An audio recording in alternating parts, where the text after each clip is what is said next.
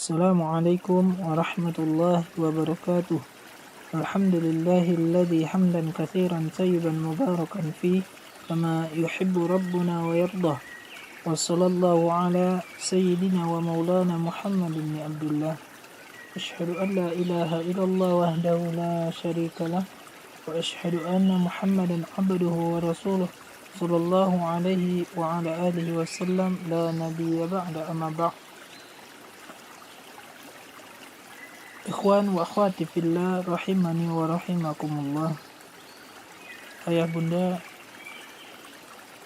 SMP di Anahal, SD Anahal dan keluarga besar Anahal yang dirahmati oleh Allah Subhanahu wa taala insyaallah. Pada kesempatan kali ini kita akan membahas tentang buah zakum. Buah zakum, buah yang mengerikan. Jadi masyaallah muslimin rahimani wa rahimakumullah, mencoba untuk menengok dan memperhatikan buah yang akan dipetik pelaku kejelekan dan kejahatan merupakan bagian upaya yang patut kita lakukan. Dengan kita mengerti akibat maksiat, paling tidak kita akan berpikir dan merenung terlebih dahulu sebelum melakukan kemaksiatan. Melihat akibat dosa yang dilakukan hamba, terlebih siksaan yang Allah Subhanahu wa taala persiapkan di neraka kelak, akan mencegah diri kita dari perbuatan dosa. Atau hal itu akan mengantarkan kita untuk bertaubat dari dosa dan maksiat yang pernah kita lakukan sebelumnya. Ayah bunda yang dirahmati oleh Allah Subhanahu wa taala dan pemirsa dimanapun berada, berbicara kita tentang hari akhir. Hari akhir tiada hari setelah itu. Di saat demikian tiada tempat selain kembali seorang hamba itu selain dari surga dan neraka.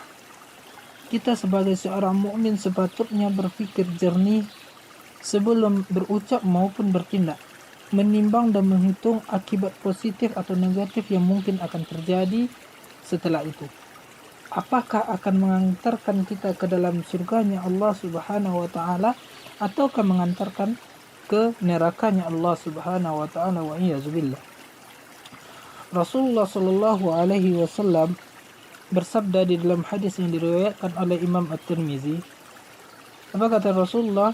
Min husnil islamil mar'i tarkuhu ma la ya'ni. Di antara tanda kebaikan seseorang, kata Rasulullah sallallahu alaihi wasallam, di antara tanda kebaikan seorang muslim itu adalah meninggalkan perkara yang ma la ya'ni, yaitu yang tidak berfaedah, yang tidak bermanfaat baginya, dia tinggalkan itu. Maka kaum muslimin, ikhwan wa akhwati fillah rahimani wa rahimakumullah, di dalam Al-Quran betapa banyak Allah Subhanahu wa ta'ala menyebutkan balasan dan siksaan bagi penghuni neraka. Selain menyebutkan bahwa surga kekal abadi, Allah Subhanahu wa ta'ala juga menyatakan bahwa neraka pun kekal abadi. Allah mengingatkan kita agar senantiasa beramal kebaikan agar terhindar dari api neraka. Allah Subhanahu wa taala berfirman di dalam surah Al-Baqarah, "Fattaqun naral lati waquduhan nasu wal hijarah uiddat lil kafirin." Maka peliharalah diri kalian dari neraka yang bahan bakarnya manusia dan batu, yang disediakan bagi orang-orang kafir. Dalam ayat-ayat lain Allah Subhanahu wa taala memerintahkan kita untuk menjaga diri dan keluarga kita dari neraka. Yaitu di dalam surah At-Tahrim ayat 6 Allah Subhanahu wa taala berfirman, "A'udzubillahi minasyaitonir rajim. Ya ayyuhalladzina amanu qu anfusakum wa ahlikum nara wa quduhan nasu wal hijaratu 'alaiha malaikatun ghilazun syidadun la ya'suna Allah ma amarahum wa yaf'alu ma yu'marun." Hai orang yang beriman, kata Allah Subhanahu wa taala, peliharalah diri kalian dan keluarga kalian dari api neraka yang mana bahan bakarnya adalah manusia dan batu. Kemudian penjaganya kata Allah Subhanahu wa taala, malaikatun ghilazun syidadun, yaitu malaikat-malaikat yang kasar, yang keras, yang tidak mendurhakai Allah Subhanahu wa taala. La ya'suna Allah, ia tidak bermaksiat kepada Allah Subhanahu wa taala terhadap apa yang diperintahkan oleh Allah Subhanahu wa taala kepada mereka, dan selalu mengerjakan apa yang diperintahkan oleh Allah Subhanahu wa taala kepadanya. Kemudian Allah Subhanahu wa taala juga berfirman di dalam surah Al-Lail ayat 14 hingga 16. Fa'anzartukum naran talazza la yaslaha illa al-ashqa alladhi kadzdzaba wa tawalla. Maka kami memperingatkan kalian dengan neraka yang menyala-nyala. Tidak ada yang masuk ke dalam neraka tersebut kecuali orang-orang yang paling celaka, yang mendustakan kebenaran dan berpaling dari keimanan kepada Allah Subhanahu wa taala. Ma'asyiral muslimin, ikhwan wa akhwati fillah, Bapak Ibu yang dirahmati oleh Allah Subhanahu wa taala. Pada sekian banyak hadis, Rasulullah sallallahu alaihi wasallam juga mengingatkan kita agar menjaga diri dari api neraka. Itu merupakan bagian dari wujud kasih sayang beliau kepada kita, umat Islam secara khusus dan umat manusia secara umum. Di antara hadisnya, itu hadis yang diriwayatkan oleh Imam Muslim, Rasulullah sallallahu alaihi wasallam bersabda, "Mathali kamathali rajul istawqada nara, falamma ada'at ma haulaha, ja'ala al-farashu wa hadhihi ad-dawabu allati fin nari yaqa'na fiha. وجعل يحجزوهن ويغلبنه فيتقحمن فيها. قال فذلكم مثلي ومثلكم أنا آخذ بحجازكم عن النار هلما عن النار فتغلبوني تقحمون فيها." Perumpamaan aku, kata Rasulullah sallallahu alaihi wasallam, adalah seperti seorang lelaki yang menyalakan api. Tak kala api itu menerangi sekitarnya, datanglah serangga dan hewan-hewan yang menjatuhkan dirinya ke dalam api itu. Lelaki itu berupaya menghalangi mereka, namun serangga itu tidak bisa dihalangi dan akhirnya mereka berjatuhan ke dalam api tersebut. Itulah perumpamaan antara aku dengan kalian, kata Rasulullah sallallahu alaihi wasallam. Aku memegang ikat pinggang kalian dari api neraka. Menjauhlah dari neraka, kata Rasulullah sallallahu alaihi wasallam. Namun kalian mengalahkan aku sehingga kalian masuk ke dalamnya, wa iyyazubillah. Ma'asyiral muslimin rahimani wa rahimakumullah. Apa makanan orang-orang yang berdosa di akhirat kelak? Pada beberapa ayat Al-Quran, Allah Subhanahu wa ta'ala mengingatkan kita semua makanan yang disantap oleh penghuni neraka kelak di akhirat. Tahukah kita makanan apa yang akan mereka masukkan ke dalam perut-perut mereka? Orang-orang yang pelaku dosa tersebut, itulah yang disebut dengan buah zakum. Nama yang tidak asing di telinga kaum muslimin, namun sejauh mana pengetahuan kita tentang buah zakum ini? Semakin kita mengenal buah ini, tentu kita semakin takut dan merasa ngeri. Lebih-lebih bila buahnya masuk ke dalam tubuh kita. Zakum benar-benar pohon yang sangat jelek. Na'udzubillahi min zalik. Allah Subhanahu wa ta'ala berfirman dalam surah Ad-Dukhan ayat 43 sampai 50. A'udzu billahi minasyaitonir rajim. Inna syajarataz zakum ta'amul athim kalmuhli yaghli fil butun kaghalyil hamim khudhuhu fa'tiluh ila sawa'il jahim thumma subbu fawqa ra'sihi min adzabil hamim. Sesungguhnya pohon zakum itu makanan orang-orang yang banyak melakukan dosa. Ia sebagai kotoran minyak yang mendidih di dalam perut, seperti mendidihnya air yang sangat panas.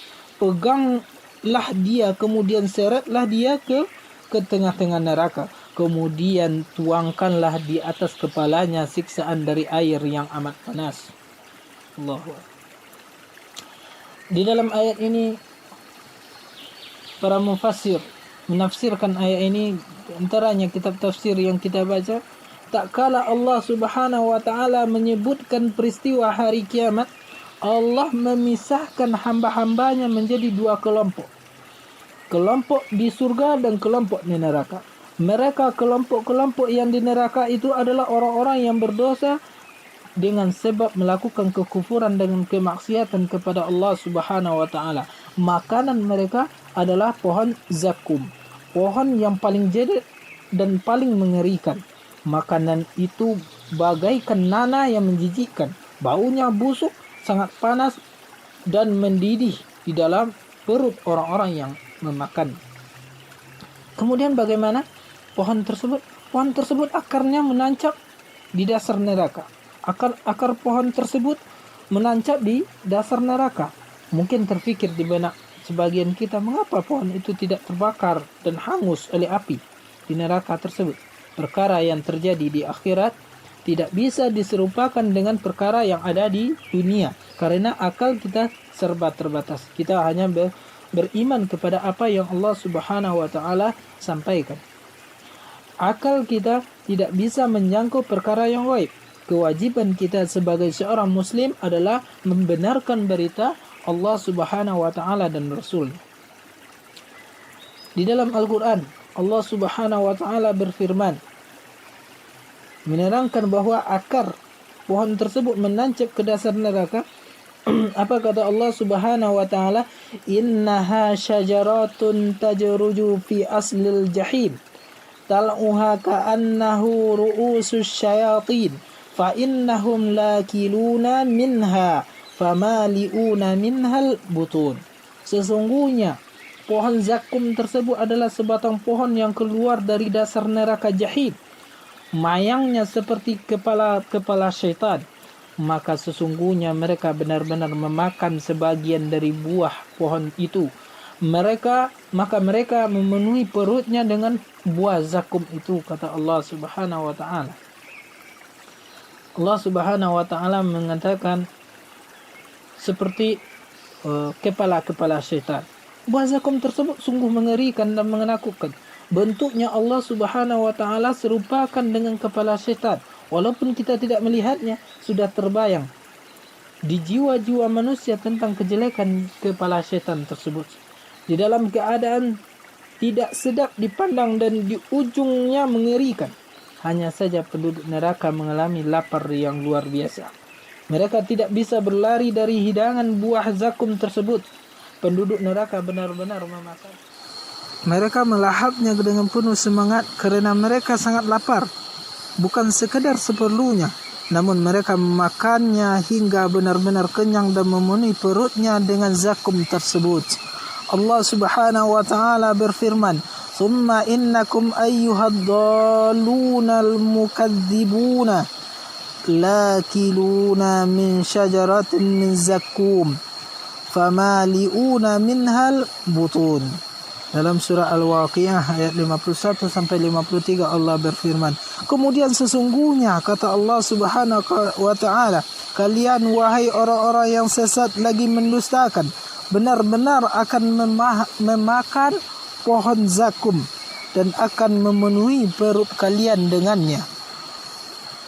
Ma'asyiral muslimin, ikhwan wa akhwati fillah rahimani wa rahimakumullah. Nabi kita Muhammad sallallahu alaihi wasallam juga pernah menggambarkan kepada kita kengerian pohon ini.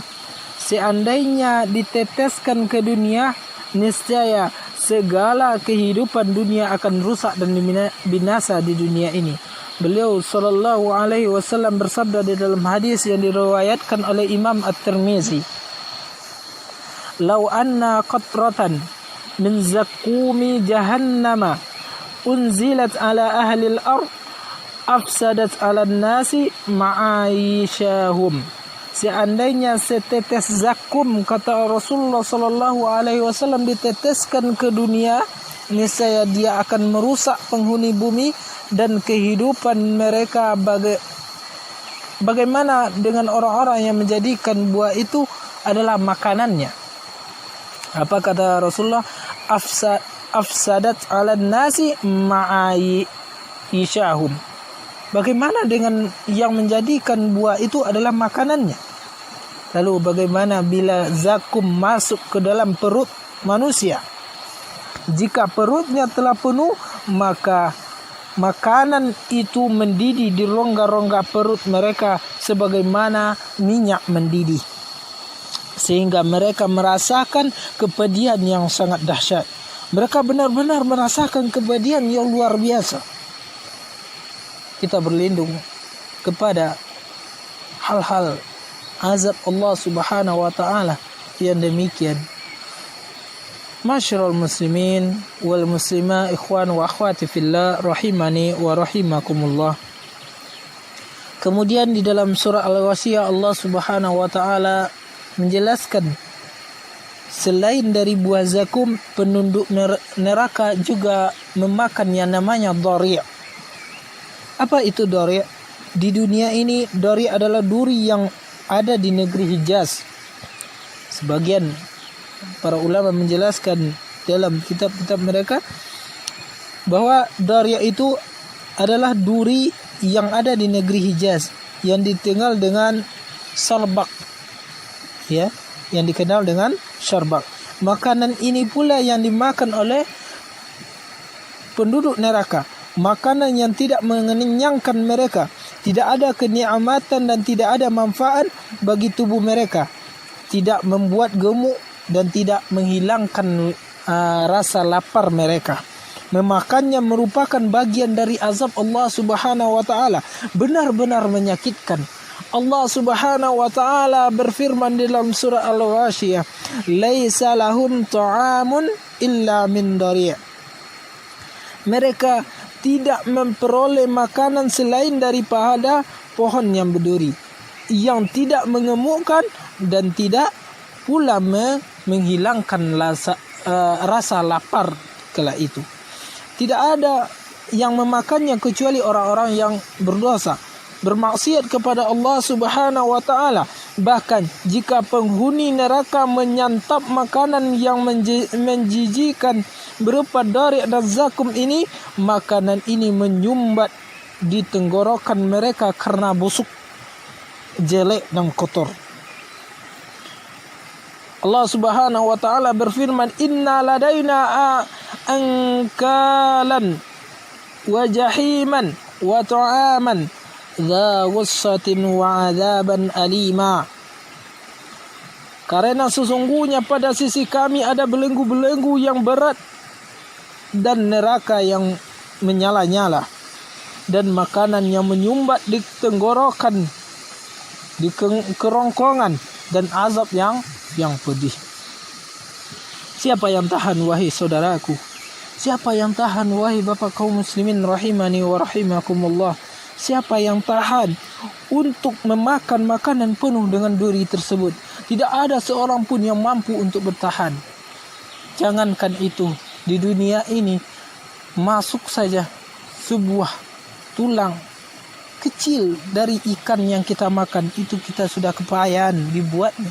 Apalagi itu makanan kita nantinya, makanan orang-orang pelaku dosa, maksiat kepada Allah subhanahu wa ta'ala di dalam nerakanya Allah subhanahu wa ta'ala. Itu yang akan dimakan.